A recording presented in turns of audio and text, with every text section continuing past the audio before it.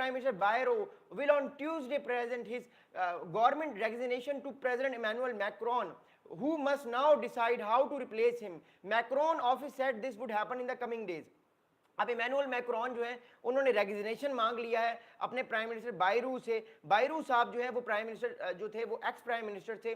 आज ट्यूसडे है, आज मंगल है, आज जो है वो प्राइम मिनिस्टर बायरू अपना रेजिग्नेशन फ्रांस के सदर इमैनुअल मैक्रोन को पेश करेंगे और उसके बाद ये कहा जा रहा है कि आने वाले दिनों में जो है वो एक नया मोर इंपॉर्टेंटली जो है वो एस्पेक्ट आएगा। आने वाले कुछ दिनों में एक नई चीज़ आएगी बहुत इंपॉर्टेंट, वो ये होगा कि आने वाले दिनों में जो है वो फ्रांस में नए इलेक्शंस भी हो सकते हैं या फ्रांस का एक नया प्राइम मिनिस्टर भी पार्लियामेंट में आ सकता है। अगली बात आपको बताऊंगा, अब न्यू इलेक्शंस की बात बार बार हो रही है कि क्या आने वाले दिनों में न्यू इलेक्शंस होंगे। देखिए, फ्रांस के सदर इमैनुअल मैक्रोन के पास दो ऑप्शन है, या तो वो पार्लियामेंट से ही कोई अपना pro Emmanuel Macron person choose करें और उसको वोट करवा के प्राइम मिनिस्टर बनवाएं, या वो दोबारा से स्नैप इलेक्शंस करवाएं। अब अगर दोबारा से वो इलेक्शंस करवाते हैं तो उनके लिए प्रॉब्लम यह है कि इस टाइम जो राइट विंग है फ्रांस में, जो एंटी इमिग्रेंट्स हैं, जो कि एंटी मुस्लिम भी समझा जाता है उसको और एंटी एशियन वो समझा जाता है पार्ट, और वो कहता है कि फ्रांस जो है वो भी प्रोडक्ट्स पे टैरिफ लगाए, जिस तरह प्रेसिडेंट डोनाल्ड ट्रंप कहते हैं मेक अमेरिका ग्रेट अगेन। तो फ्रांस के अंदर भी मेक फ्रांस ग्रेट अगेन की एक मूवमेंट चल रही है। तो ये सारी चीजें हो जाएंगी अगर एक नया इलेक्शन हुआ और फ्रांस में राइट पार्टीज जो हैं, जो दाएं जानिब की जो पार्टीज हैं, वो सारी पार्टीज जो हैं वो आने वाले दिनों में उस सारे इलाके को, सारी जो है वो हिस्से को जो है वो अपने इन्फ्लुएंस में ले लेंगी। अब अगली बात आपको बताऊंगा, अगली बात ये है कि the options included naming a new prime minister from the central right, pivoting to the left and providing a new compatible with the socialist party and dissolving parliament so new elections are held। अब दो options हैं Emmanuel Macron साहब के पास जो France के president हैं, either वो elections करवा लें, आइदर वो पार्लियामेंट को रिजॉल्व करके नए इलेक्शंस करवा लें, पार्लियामेंट तोड़ दें, या वो पार्लियामेंट के अंदर से अपने एक प्रो गवर्नमेंट जो एलाई को चूज करके उनको प्राइम मिनिस्टर बनाए। अब ये दोनों चीजें हैं।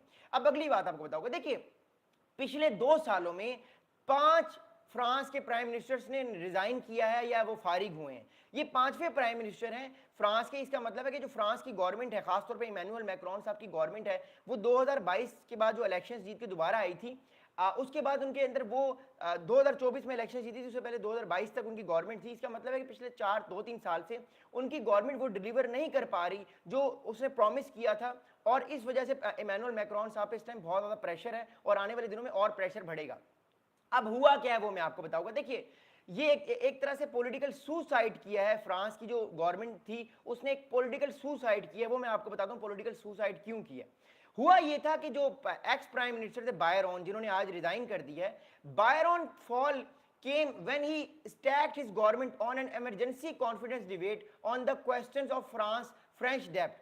अब हुआ ये कि बायरन साहब ने एक तरह से पॉलिटिकल गैम्बल खेला। गैम्बल उन्होंने ये खेला, उन्होंने कहा कि मेरी जो पार्लियामेंट के लोग हैं वो मुझसे फ्रांस की इकोनॉमी, फ्रांस के डेप्थ, फ्रांस के डिफेंस और फ्रांस की फॉरेन पॉलिसी के बारे में सवाल कर रहे हैं, तो क्यों ना मैं कॉन्फिडेंस वोट ले लूं, लोगों को बता दूं कि फ्रांस की गवर्नमेंट बड़ी तगड़ी है।